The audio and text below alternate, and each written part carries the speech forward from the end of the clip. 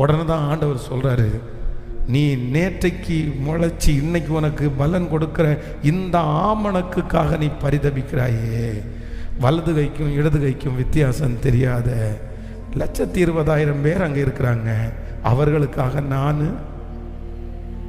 நீ ஒரு செடிக்காக பரிதபிக்கிற, நீ ஒரு கிஃப்ட்டுக்காக பரிதபிக்கிற, நீ ஒரு வார்த்தைக்காக பரிதபிக்கிற, நீ ஒரு பொருளுக்காக பரிதபிக்கிற, நீ ஒரு நேரம் சாப்பாட்டுக்காக பரிதபிக்கிற, நீ 10 ரூபா பணத்திற்காக பரிதபிக்கிற. ஆனால் நான் ஒரு ஆத்துமாவுக்காக பரிதபிக்கிறேன். அதற்கு பிறகு யோனாவை அந்த மூட் ஆஃப்லேருந்து வெளியே கொண்டு வரணும்னு ஆண்டவர் எந்த முயற்சியும். சிஸ்டர், பிரதர், இன்றைக்கு ஒரு எச்சரிப்பை நான் உங்களுக்கு கொடுக்குறேன்.